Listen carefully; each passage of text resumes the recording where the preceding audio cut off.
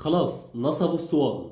من دقايق تم الإعلان عن قرعة الدور الأول لبطولة الدوري المصري لموسم 25/26. خلينا نقول الحاجات المهمة سواء بشكل عام أو بالنسبة للزمالك. طبعا الجولة الأولى هتكون ماتش إلى حد ما صعب قصاد سيراميكا وكمان بره الأرض في السويس، لكن إجمالا الجولات الخمسة الأولى مقبولة إلى حد كبير بالنسبة للزمالك. والجولات الخمسة الأولى الحقيقة مهمة جدا تحديدا لفريق جايب مدرب جديد زي الزمالك بلعيبة جديدة، فمهم جدا إننا نطلع من الخمس ماتشات الأولى وإحنا عاملين نتائج إيجابية هتساعد بشكل كبير في الثقة اللي محتاجها اللعيبة والمدرب وكمان الجماهير.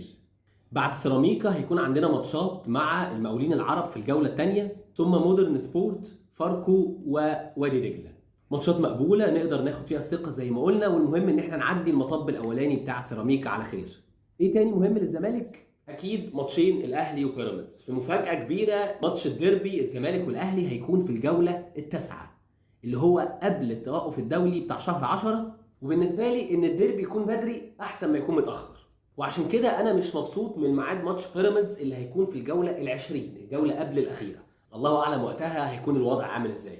اخيرا الزمالك هيكون باي في الجوله ال11، يعني الجوله ال11 الزمالك مش هيلعب فيها. وخلال الدور الاول كله الزمالك هيطلع بره القاهره 4 مرات بس، وده شيء كويس. مره في برج العرب، ومرتين في الاسماعيليه، ومره في السويس. طيب خلصنا من الزمالك، ندخل بقى على الاهلي. الاهلي هيبدا الدوري بماتش الى حد كبير سهل قصاد مودرن سبورت، والخمس جولات الاولى بعد مودرن سبورت هيقابل فاركو، ثم هيكون باي في الجوله الثالثه، ثم هيروح للمحله في المحله، واخيرا في الجوله الخامسه هيقابل بيراميدز، وده هيكون قبل التوقف الدولي بتاع شهر 9.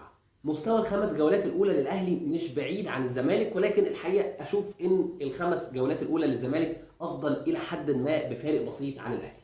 وبشكل عام برضو الاهلي هيخرج بره القاهره خلال الدور الاول كله 6 مرات، 3 مرات منهم في برج العرب في اسكندريه، ومرتين في السويس، ومره في المحله.